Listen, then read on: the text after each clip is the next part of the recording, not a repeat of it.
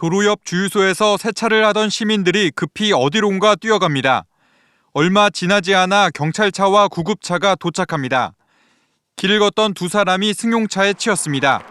곧바로 붙잡힌 차량 운전자는 20대 남성으로 면허 취소 수준의 만취 상태였던 것으로 조사됐습니다. 음주 차량은 이곳 도로 갓길을 걷던 40대 부부를 그대로 들이받았습니다. 퍽 소리가 나가지고 세차하고 있고 사무실에 있다가 사람들이 다 놀래서 거기까지 뛰어가가지고. 이 사고로 아내가 숨지고 남편은 크게 다쳐 병원에서 치료를 받고 있습니다. 이들 부부는 산책에 나섰다가 변을 당한 것으로 알려졌습니다. 피해자는 부부간에 두 분이 걸어가셨는데 같은 진행 방향 뒤에서 차가 때린 거예요. 인도가 없는 차도 끝에 갓길로 걸어가셨는데 안쪽으로 차도 쪽으로 그 아내분이 걸어가고. 경찰은 운전자를 상대로 정확한 사고 경위를 조사한 뒤 도로교통법 위반 등의 혐의로 구속영장을 신청할 예정입니다. KBS 뉴스 진유민입니다. 음주운전으로 희생자가 잇따르는데도 술을 마시고 운전대 잡는 사람들 여전히 많습니다.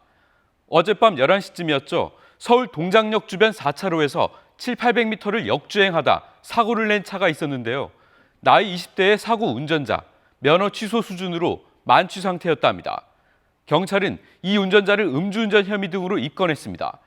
어제 낮엔 취재진이 경찰의 음주 단속 현장에 나가봤습니다. 초등학교 앞 스쿨존인데도 이 운전자의 혈중 알코올 농도는 0.073%, 면허 정지 수준입니다.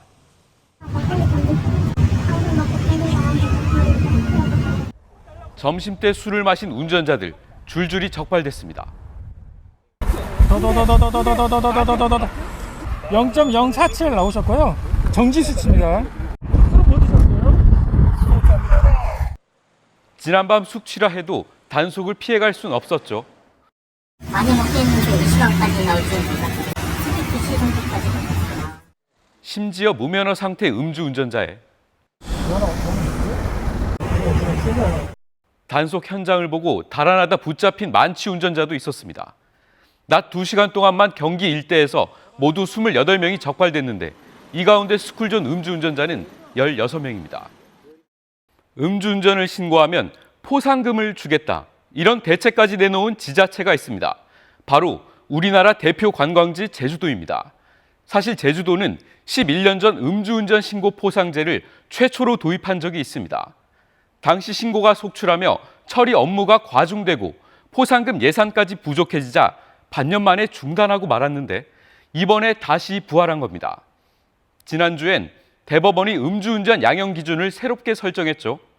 소주 2병 정도죠. 혈중 알코올 농도 0.2% 이상 만취 음주운전자에게 징역 2년 6개월에서 4년형까지 선고될 수 있습니다. 기존에 없던 스쿨존 교통범죄 양형 기준도 만들었습니다. 피해자의 다친 정도와 상관없이 벌금 300만 원부터 시작해 중상해를 입거나 난폭 운전을 했다면 최고징역 5년형까지도 가능합니다. 따라서 스쿨존에서 술 마신 채 운전하다 누군가를 다치겠다면 형량이 가중돼 최고징역 10년 6개월까지 선고됩니다. 사망사고라면 15년까지고요. 뺑소니까지라면 징역 26년형도 받을 수 있습니다. 양형 기준은 절대적으로 따라야 하는 것은 아니지만 판사가 형을 정할 때 참고합니다. 이번에 정한 기준은 7월 1일 재판에 넘겨지는 피고인부터 적용됩니다. 여기에 이제 술을 마시면 아예 차량 시동이 걸리지 않게 하자는 법안까지 나왔습니다. 음주운전자들의 차량에 의무적으로 장치를 부착하게 하는 건데요. 어떤 장치인지 보실까요? 운전대 쪽에 붙은 장치의 덮개를 열고 숨을 불어야 통과 의미의 패스라는 글씨가 뜨고 그제서야 차량 시동이 걸립니다. 술을 머금었다 뱉은 뒤 다시 장치에 숨을 불어보자. 이번엔 실패라는 뜻의 페일 글씨가 뜨더니 시동이 걸리지 않습니다. 음주운전에 걸린 사람에게 차량에 이 장치를 다는 조건으로 하는 면허증을 주자는 겁니다. 부착 기간은 최장 5년, 장비 구매와 설치 비용은 음주운전자 본인이 부담하고 방지 장치를 그냥 떼거나 달지 않은 차량을 운전하면 벌칙도 따릅니다. 이런 비슷한 법 이전에도 발의된 적이 있는데 진척이 없었습니다.